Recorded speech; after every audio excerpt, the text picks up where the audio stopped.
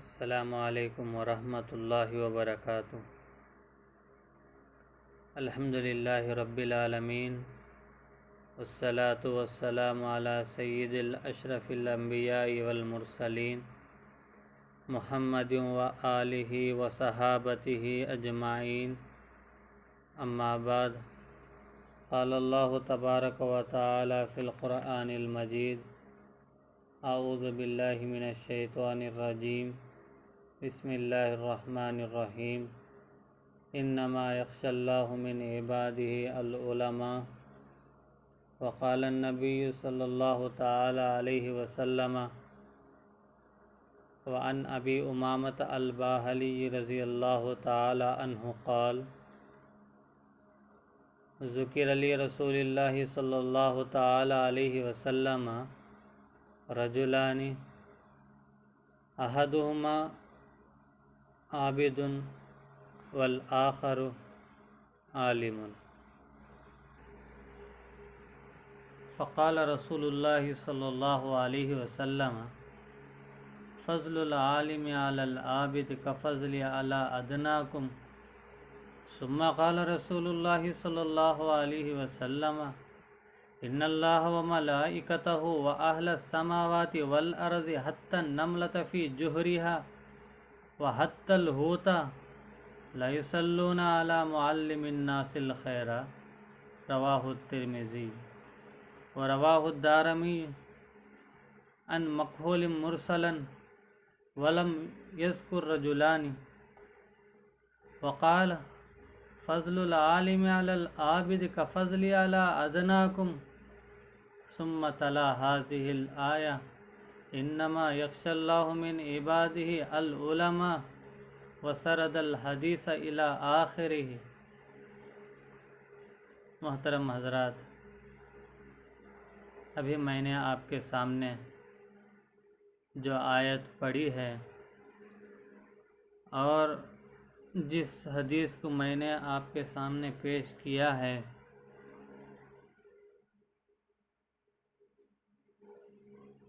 در حقیقت یہ ان لوگوں کے لیے ہے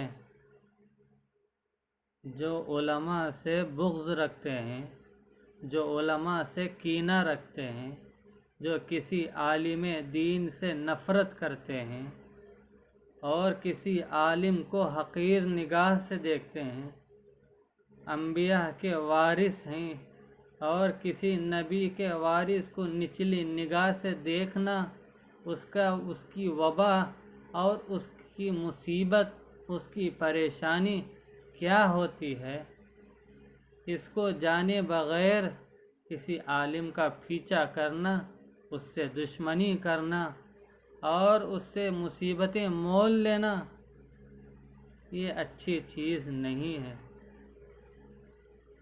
بہرحال، میں نے آپ کے سامنے جو حدیث پڑھی ہے اس کا ترجمہ کرتے چلوں۔ حضرت ابو امامہ باہلی رضی اللہ تعالی عنہ ایک صحابی ہیں۔ وہ روایت کرتے ہیں کہ رسول اللہ صلی اللہ علیہ وسلم کے سامنے دو آدمیوں کا ذکر کیا گیا، ان میں سے ایک عابد تھا، دوسرا عالم تھا۔ آپ علیہ السلام نے فرمایا، عالم کو عابد پر ایسی ہی فضیلت ہے جیسا کہ مجھ کو تم لوگوں میں سے معمولی شخص پر فضیلت حاصل ہے۔ اور پھر آپ علیہ السلام نے فرمایا، حقیقت یہ ہے کہ اللہ تبارک و تعالی، اس کے فرشتے، زمین و آسمان والے، حتیٰ کہ چونٹیاں اپنے بلوں میں اور مچھلیوں تک اس شخص کے لیے بھلائی کی دعا کرتے رہتے ہیں۔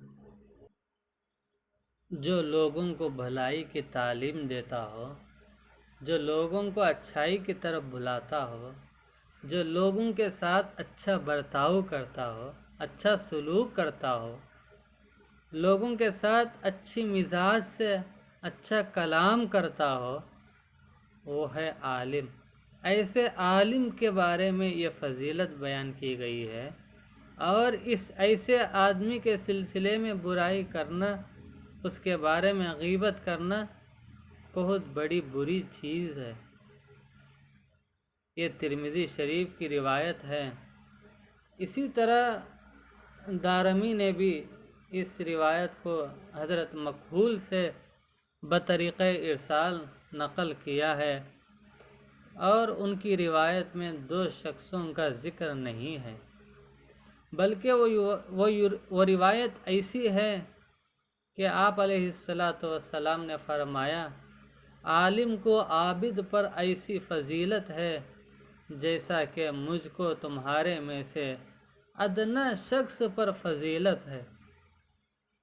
پھر سرکار دو عالم فخر بنی آدم جناب محمد الرسول اللہ صلی اللہ تعالی علیہ وآلہ وسلم نے یہ آیت تلاوت کی، انما یخشی اللہ من عبادہ العلماء، اللہ کے بندوں میں سے علماء دین کو سب سے زیادہ اللہ سے ڈرنے والے ہیں۔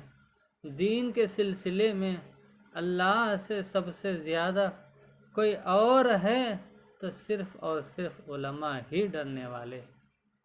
اس کے بعد دارمی رحمہ اللہ نے روایت کو آخر تک نقل کرتے ہوئے چلے۔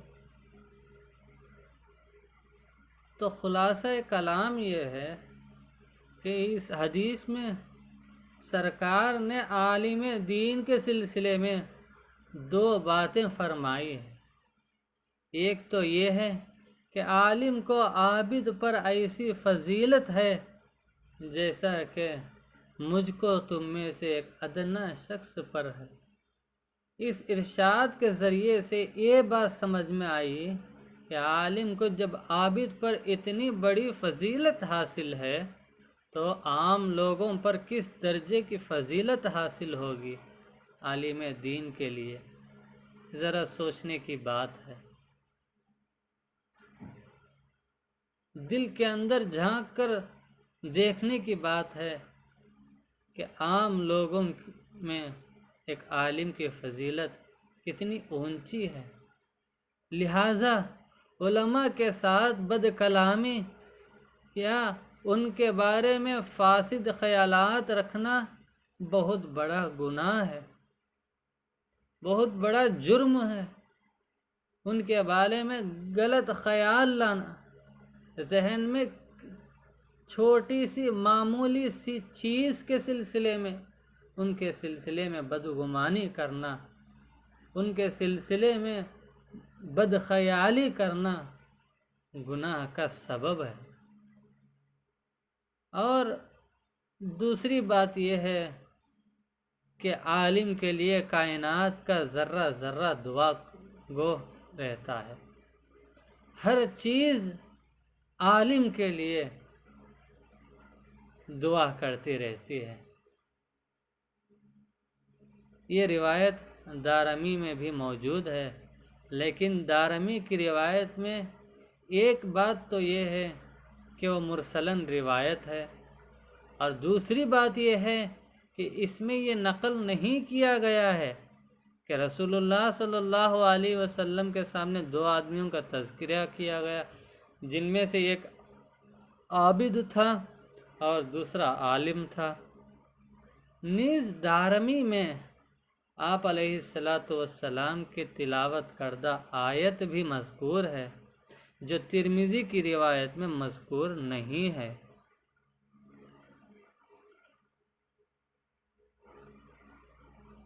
تو یہ خلاصہ رہا۔ اب میں آپ کو ان کلمات کی، حدیث کے کلمات کی تھوڑا تشریح کرتے چلوں، اس کی وضاحت کرتے چلوں۔ حدیث میں آیا، ذکر علی رسول اللہ صلی اللہ علیہ وسلم، یہ جو ہے بطور تمثیل کے ان 2 افراد کا ذکر مراد ہے، یا پھر ممکن ہے کہ حضور صلی اللہ علیہ وسلم کے زمانے میں یا حضور صلی اللہ علیہ وسلم کے زمانے سے پہلے حقیقتاً یہ دونوں لوگ موجود ہوں۔ اور حدیث کا ایک جملہ ہے، احدہما عابد والآخر عالم۔ احدہما عابد سے مراد یعنی وہ شخص جو عبادت میں کامل ہو، بندگی کے فرائض کی انجام دہی کے ساتھ علوم شرعیہ میں ماہر عالم دین ہو۔ ماہر عالم مراد ہے اس سے ہر کوئی ایرے غیر نتو خیر مراد نہیں ہو سکتا۔ وہ عالم جو علوم شرعیہ میں مہارت رکھتا ہو۔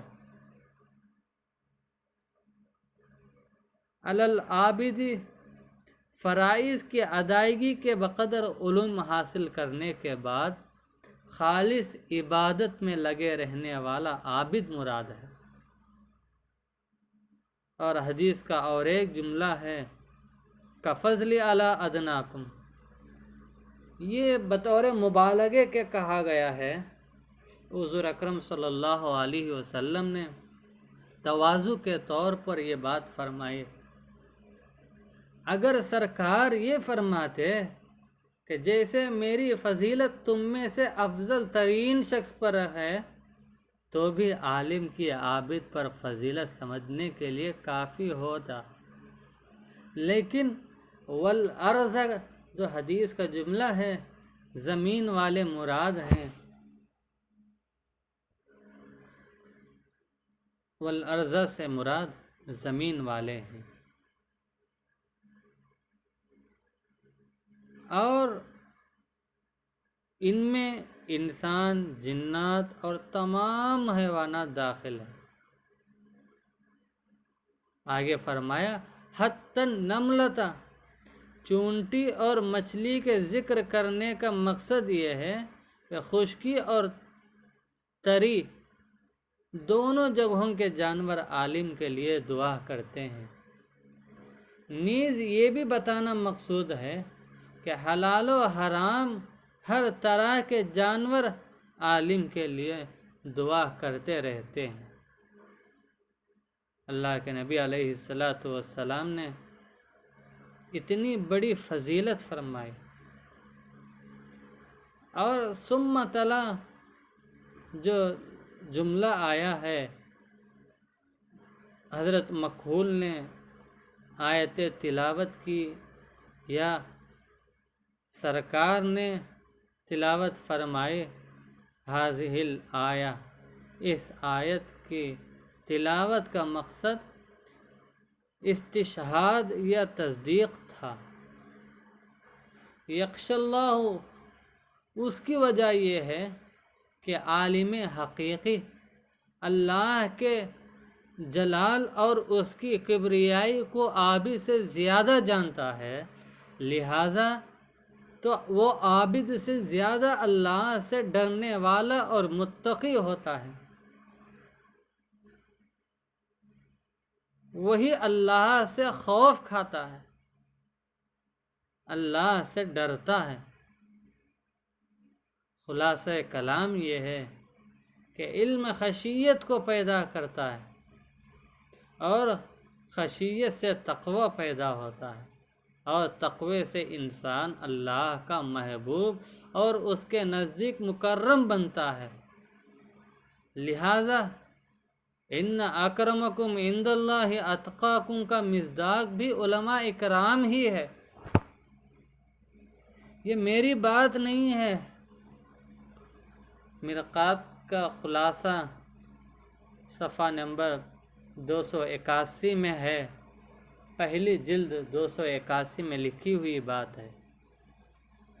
اس لیے کسی عالم سے دشمنی کرنا، کسی عالم سے بغاوت کرنا، کسی عالم سے بغض رکھنا، یہ اچھی چیز نہیں ہے۔